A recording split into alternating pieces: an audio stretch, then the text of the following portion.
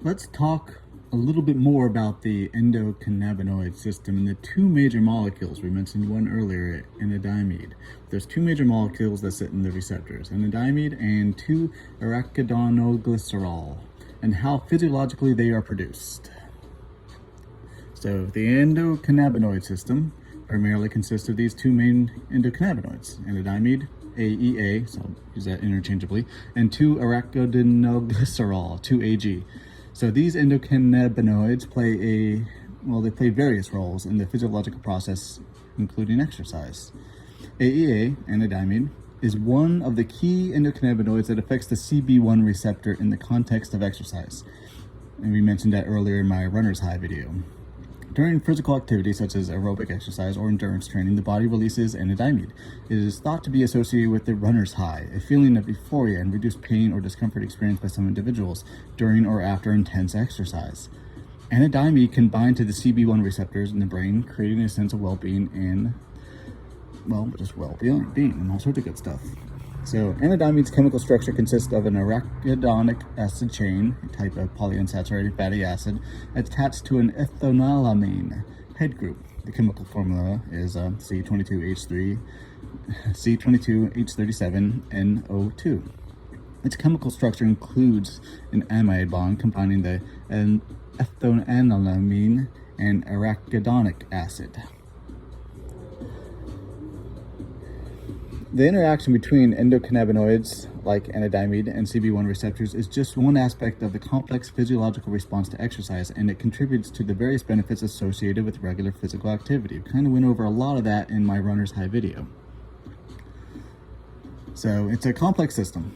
The endocannabinoid system is a complex regulatory network in the human body, and 2-AG and AEA, those are the two we mentioned earlier, are its primary components. These endocannabinoids play vital roles in various physiological processes by interacting with specific receptors, mainly the cannabinoid receptors, CB1 and CB2. Let's go over a brief overview of their pathways. So the biosynthesis. 2-AG is primarily synthesized through the enzymatic action of diglycerol lipase, DAGL, which converts diglycerol, DAG, into 2-AG. AEA, which again is anandamide, is synthesized through a multi-step process involving enzymes like, here's a big one, N-acetylphosphatidylethanolamine selective phospholipase, D. So we're just going to call that NAPPLD from now on. And fatty acid amide hydrolase, FAAH, which convert phospholipid precursors into AEA, anandamide. So the receptor interaction, CB1 and CB2 receptors are G protein coupled receptors, GPCRs, found throughout the body. CB1 receptors are predominantly located in the central nervous system, while CB2 receptors are mostly found in the peripheral tissue and immune cells. It's a really interesting distinction. Both 2-AG and AEA, the two endocannabinoids we are talking about here, can bind to and activate CB1 and CB2 receptors, leading to downstream signaling events. So the signaling pathways, activation of the CB1 and 2 receptors by 2-AG and AEA initiates intracellular signaling cascades, like a waterfall, right? These pathways can modulate various physiological processes, including neurotransmission, pain reception, immune response, and more. The activation of CB1 receptors in the central nervous system can lead to changes in neurotransmitter release, affecting mood, cognition, motor function, and as we discussed earlier, how these receptors' activation can lead to brain growth and health through the release of anandamide via endurance exercise. The activation of CB2 receptors, primarily in immune cells, can influence immune response and inflammation. Those are two very important things, inflammation being closely related to diet and exercise. And again, we can't stay high forever, so the termination. The effects of 2-AG and AEA are tightly regulated to prevent prolonged signaling. You can't stay high forever, right? Enzymes like monoglycerol lipase, MAGL, break down 2-AG and fatty acid amide hydrolase, FAAH, metabolizes AEA. So MAGL breaks down 2-AG and FAAH metabolizes AEA. This termination process ensures that the endocannabinoid signals are kept in check. So some of the physiological effects of 2-AG and AEA are widespread, impacting various systems of the body. In the central nervous system, their actions can modulate memory, mood, pain reception, and appetite. Those are typical things that stoners, I guess, can affect when they smoke weed or when runners run. In the peripheral tissues, they have roles in immune response, inflammation, and metabolic regulation. So those are the CB1 and CB2 receptors, respectively. Now, there's a lot of therapeutic potential due to this. Due to their influence in the wide range of physiological processes, 2-AG and AEA have been studied for their therapeutic potential.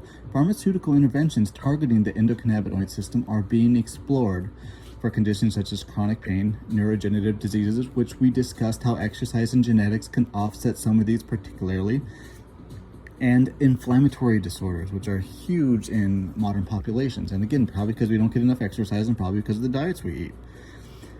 So the enzymatic process involving, again, here's that huge word, NAPE-PLD. Let's try it again, because we don't learn it if we don't say it. N-acetylphosphatidylethanolamine, selective phospholipase, NAPE-PLD, and fatty acid amine hydrolase, FAAH, are crucial in the synthesis and degradation of the endocannabinoid anandamide, AEA.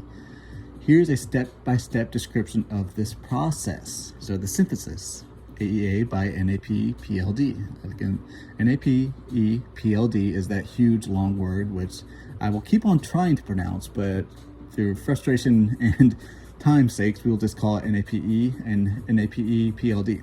So the formation of NAPE, which is, let's try it again, N-acetylphosphatidylethanolamines, oh boy, NAPE. The process begins with the formation of precursors molecules known as NAPEs. These molecules consist of phospholipid backbones, a phosphatidylethylamine, and a fatty acid, an acyl group, attached to an amino group. This step often occurs as a response to various physiological stimuli, including stress, pain, and inflammation.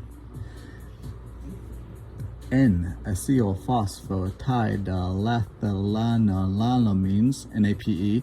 The general structure of an NAPE molecule consists of a phospholipid backbone and an acyl group, an acyl chain, attached to the amino group. The chemical structure can be represented as RCOOH, acyl chain, plus phosphatidylethylamine. The specific acyl chain can vary.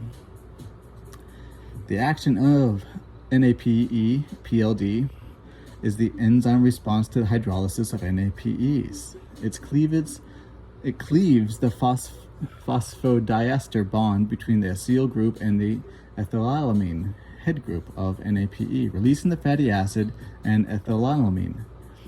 Release of AEA, the specific NAPE-PLD enzyme variant known as NAPE-PLD alpha, generates anandamide, AEA, from NAPE by cleaving the N-acyl bond, thus separating the fatty acid from ethylamine. AEA is the endocannabinoid that binds cannabinoid receptors, primary CB1 and CB2, so AEA being anandamide.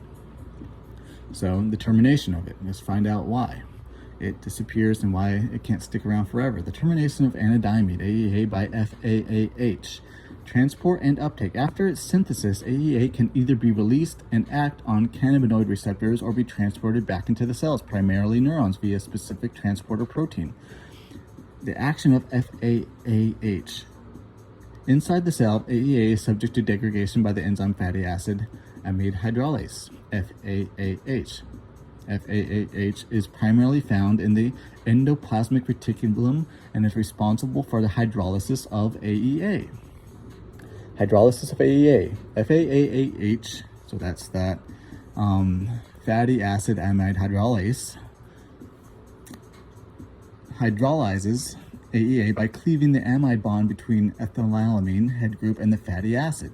This enzymatic action results in the breakdown of AEA, anandamide, and ethanolamine and arachidonic acid. That's a fun one to say. Arachidonic acid can serve as a precursor for various bioactive lipids, including prostaglandins and leukotrienes, which play a role in inflammation and immune response. That makes sense because leukocytes are white blood cells. Regulation. FAAH plays a critical role in the regulation levels of both AEA in the body. By breaking down AEA, it helps ensure that the endocannabinoid signaling is kept in check and does not persist excessively. So 2-AG and AEA and anandamide are important components of the endocannabinoid system, playing roles in various physiological processes by binding to and activating CB1 and 2 receptors. Their intricate pathways and regulation make them intriguing targets for research and potential therapeutic applications. This process, we just kind of went over their physiological pathways. So in summary, the synthesis of AEA involves the action of NAPE-PLD, which converts NAPE into AEA by cleaving the N-acyl bond. The termination of AEA is carried out by FAAH, which breaks down AEA into ethanolamine and arachidonic acid. This enzymatic regulation is essential for maintaining the balance of the endocannabinoid signaling in the body. This is kind of like a part 2 to my first runner's high videos. I just wanted to go a little bit more in depth and kind of solidify it myself in my brain, how this happens, why it happens, and the exact pathophysiology of how it's happening. I hope you enjoyed.